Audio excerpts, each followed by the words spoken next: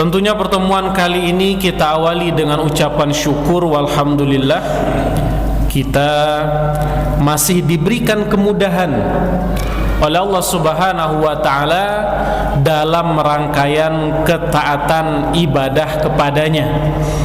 Setelah kita lewati sholat maghrib secara berjamaah, dilanjutkan dengan kajian di dalam sebuah majelis ilmu yang mulia, kemudian nanti juga akan ditutup dengan sholat isya berjamaah biidznillah. Semoga rangkaian ibadah yang kita lakukan dibalasi oleh Allah Subhanahu wa taala, memberatkan amalan kebaikan kita di hari kiamat kelak.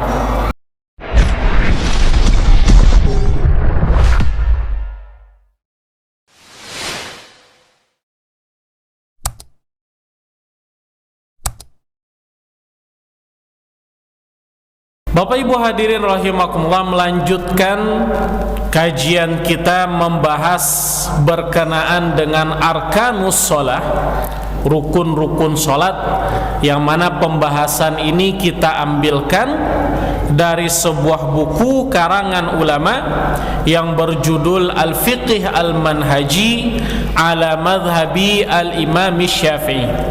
Fikih yang terstruktur berdasarkan madhabnya Al-Imam Asy-Syafi'i. Maka kita lanjutkan kajian kita membahas tentang rukun sholat yang keempat, yaitu qiraatul Fatihah. Telah berlalu 3 rukun bersama kita pada pertemuan-pertemuan sebelumnya. Pada pertemuan kali ini kita fokuskan kepada rukun yang keempat, yakni qiraatul Fatihah, membaca surat Al-Fatihah. Dijelaskan di dalam kitab ini, wahia ruknun fi kulli raq'atin minas shalah. Membaca surat Al-Fatihah itu merupakan rukun pada setiap rakaat sholat.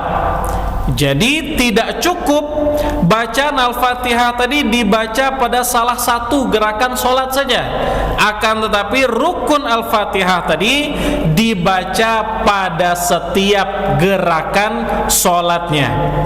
Ayyakana nau'uha, bagaimanapun bentuk dari sholat yang kita kerjakan tadi, apakah sholat sunnah, apakah sholat wajib, hukumnya sama. Membaca surat Al-Fatihah termasuk dari rukun. Kalau ditinggalkan maka sholatnya tadi tidak sah. Dalilu zalika, dalilnya, landasan hukumnya, marawahul Bukhari wa Muslim, hadisnya sahih, riwayat Bukhari dan Muslim, anna nabiyya sallallahu alaihi wasallam qala la salata liman lam yaqra bi fatihatil kitab. Nabi pernah mengatakan bahwa tidak sah salat seseorang yang tidak membaca bi fatihatil kitab, dengan pembuka Al-Quran, yaitu surat Al-Fatihah. Jelas hadisnya, Nabi mengatakan la salata, tidak sah salat seseorang liman lam yaqra bi fatihatil kitab, yang tidak membaca dari surat Al-Fatihah. Selanjutnya dijelaskan di sini, wal basmalatu ayatun minha, bacaan bismillah ini termasuk bagian dari surat Al-Fatihah tadi.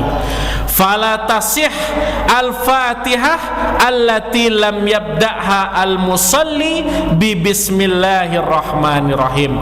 Tidak sah surat Al-Fatihah yang dibaca jika tidak dimulai dengan membaca bismillah. Kalau tidak mulai dengan bismillah, maka bacaan Al-Fatihahnya tidak sah. Kalau Al-Fatihahnya tidak sah, berarti sholatnya juga tidak sah. Lima rawa Ibnu Khuzaimah bisnadin sahih an Ummi Salamah radhiyallahu ta'ala anha.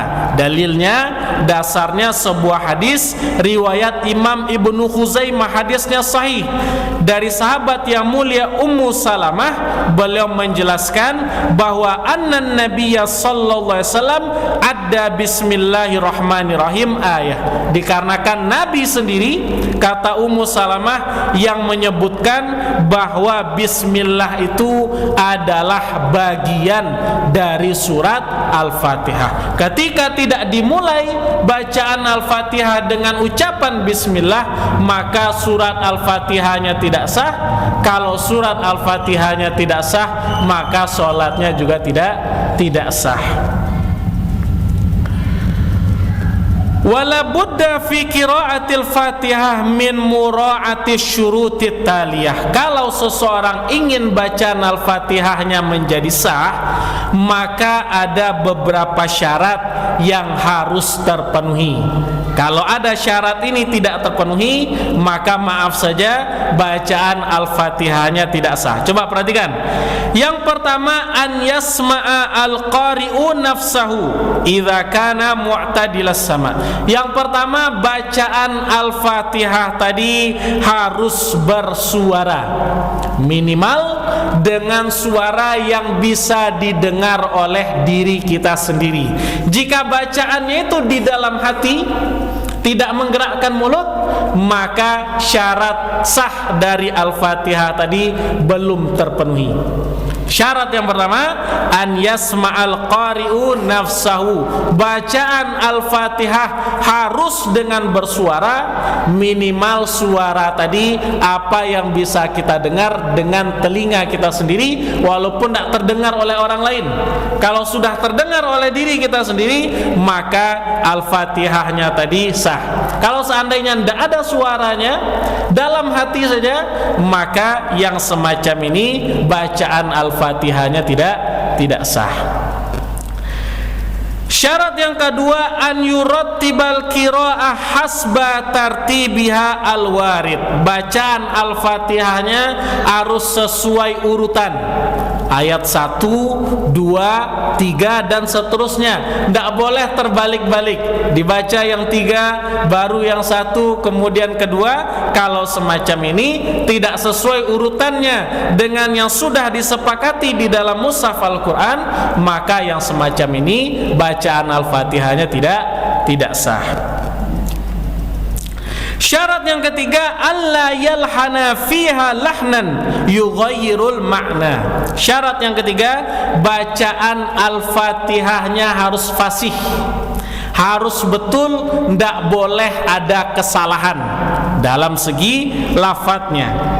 Wa in kana lahnan la yu'thiru ma'a salamatil makna lam tubtil. Kalau seandainya terjadi kesalahan yang tidak merubah makna, maka sholatnya tadi tetap sah. Akan tapi kalau kesalahan dari pelafatan surat Al-Fatihah tadi bisa merubah makna dari ayat, maka bacaan Al-Fatihahnya tidak sah. Syarat yang ketiga, bacaan Al-Fatihahnya harus fasih, tidak boleh ada kesalahan. Maksudnya kesalahan di sini adalah kesalahan yang bisa merubah makna. Kalau tidak merubah makna, maka sholatnya tetap sah.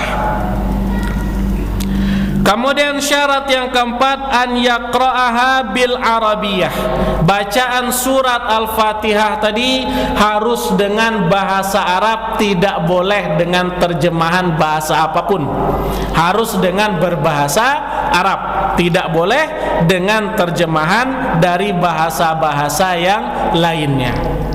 Kemudian syarat yang terakhir, syarat yang kelima, an yaqra'ahal musalli wa huwa qa'im. Bacaan Al-Fatihah harus dalam posisi berdiri. falau raka'a wa huwa la yazalu yutammimuha batalat al-qiraah wa wajabat al-i'adah. Kalau seandainya seseorang sholat dalam keadaan masih tersisa ujung dari bacaan surat Al-Fatihahnya, kemudian dia beralih dalam posisi ruku. Ini sering terjadi, ya. Terkadang ada seseorang yang sholatnya masbuk, kemudian imam akan segera turun untuk ruku, dia baca bacaan Al-Fatihah tadi di antara berdiri dan rukunya. Maka kalau terjadi yang semacam ini, batalat al-qiraah, bacaan qiraahnya batal, wa wajabat al-i'adah, wajib untuk diulang.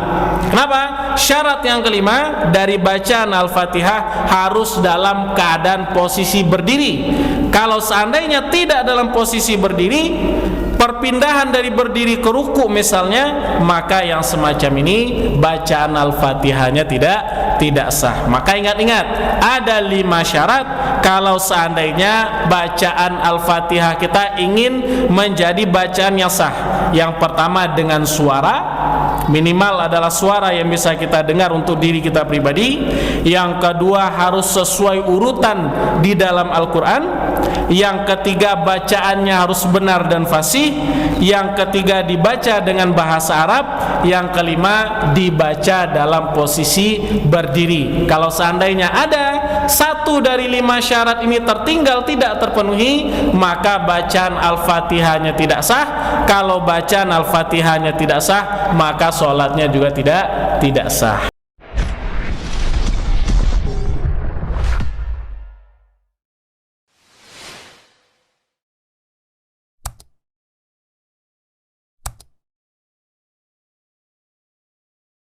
Kalau berdasarkan ayat ini, kira-kira makmum ikut membaca atau enggak? Tidak membaca. Kenapa? Karena perintah dari ayat Al-A'raf nomor 204, ketika imam membaca atau ketika seseorang membaca Al-Quran, yang mendengar itu diam dan dengarkan. Ya, ini dalam satu keadaan. Kemudian pendapat yang lebih kuat dalam permasalahan ini, dan ini adalah pendapat yang dikemukakan dalam mazhab Syafi'i, bahwa makmum tetap ikut membaca Al-Fatihah. Bagi makmum, rukun bacaan Al-Fatihah tidak gugur dengan bacaan imamnya. Hal ini didasarkan kepada sebuah hadis lain, ya, di mana Rasulullah SAW pernah sholat berjamaah bersama para sahabatnya. Kemudian di dalam sholat tadi Nabi mendengar para sahabat juga ikut membaca di belakang Nabi. Setelah sholat selesai, Nabi bertanya, la'allakum taqra'una khalfa imamikum. Kata Nabi, apakah kalian ikut membaca bacaan di belakang imam kalian?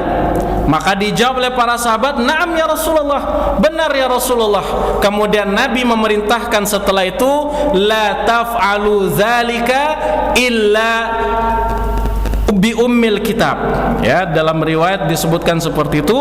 Kata Nabi, la taf'alu dzalika, jangan lakukan hal yang semacam itu, illa bi qiraatil Fatihah, kecuali dengan bacaan Al-Fatihah saja. Maka hadirin rahimakumullah, dalam keadaan sholat, maka makmum tidak disarankan membaca apapun di belakang imam, ya, dalam posisi berdiri, apakah bacaan ayat Al-Quran tadi, kecuali bacaan Al-Fatihah tetap makmum membaca di belakang imamnya.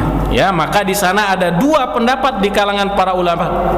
Di kalangan para ulama, dua-duanya ada dalilnya, dua-duanya ada dasarnya. Sebagian ulama mengatakan makmum tidak ikut membaca Al-Fatihah, sebagian mengatakan makmum ikut membaca Al-Fatihah. Yang lebih kuat, ya, pendapat yang lebih saya pilih dalam permasalahan ini adalah makmum tetap membaca Al-Fatihah, kewajibannya tidak gugur dengan bacaan imamnya. Kemudian balik ke pertanyaan yang tadi, kalau demikian, kalau bacaan Al-Fatihah tadi tetap dibaca oleh makmum, sekarang kapan makmum membaca Al-Fatihah? Ya, maka hadirin rahimakumullah, ini pentingnya makmum kenal dengan siapa imamnya. Dalam permasalahan ini pentingnya makmum kenal dengan imamnya. Disebutkan dalam banyak literatur yang paling afdol imam atau makmum itu membaca Al-Fatihah bisukutil imam, ketika imamnya diam. Tentu hal semacam ini harus kita kenal dulu. Imam kita kalau sholat ada jeda-jedanya enggak?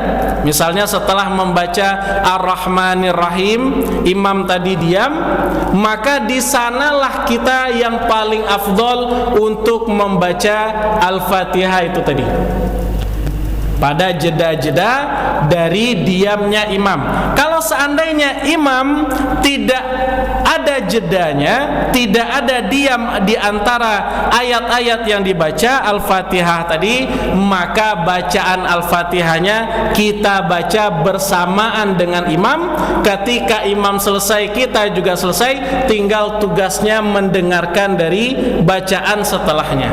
Ya, maka yang paling afdal bacaan Al-Fatihah tadi di jeda atau di diamnya imam. Kalau seandainya imam tidak diam, maka dibaca bersamaan dengan imam.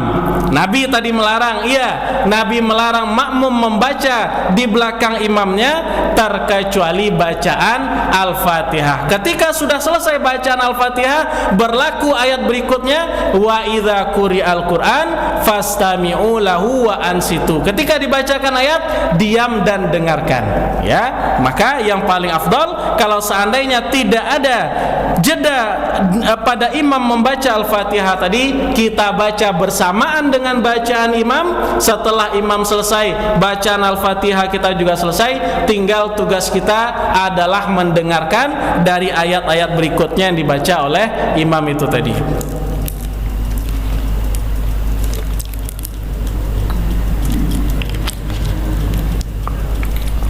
Kemudian bagaimana jika kita belum sempat atau belum selesai bacaan Al-Fatihah kita, imam sudah ruku? Kalau tadi disyaratkan makmum harus kenal dengan imamnya, dalam permasalahan ini imam juga harus kenal dengan siapa makmumnya. Jangan sampai imam cepat tahu makmum bacaan lambat di belakang, makmum baru setengah sudah ruku. Ya, maka kalau di awal tadi disarankan makmum harus kenal dengan imamnya, dalam permasalahan ini sebaliknya disarankan imam juga harus kenal dengan makmumnya. Kalau seandainya makmum itu kita ketahui bacaannya lambat, maka imam jangan buru-buru untuk ruku, supaya makmum selesai atau punya kesempatan untuk menyelesaikan bacaan Al-Fatihahnya. Kalau seandainya bacaannya kita belum selesai, imam sudah ruku, kalau seandainya bacaannya tadi tersisa sedikit, mungkin ujung-ujung ayat yang terakhir atau tersisa satu ayat terakhir yang kita ketahui masih sempat membacanya sebelum imam tadi berdiri lagi untuk i'tidal, maka selesaikan dulu bacaan Al-Fatihahnya. Kalau seandainya tidak sempat, yang tersisa masih banyak, maka kita ruku bersama imam. Bukan Al-Fatihah tadi kita cepat-cepatkan bacanya, kemudian kita baca di tengah-tengah pergerakan, perpindahan gerakan dari berdiri ke ruku, tidak. Ya, kalau seandainya sempat, maka selesaikan dulu. Kalau seandainya tidak sempat, ya sudah, sampai situ saja, maka kita ruku bersama imam. Berlaku hadis tadi, man adraka rakaah adrakas shalah. Barang siapa yang mendapati ruku bersama imam, maka dia mendapati satu gerakan sholat.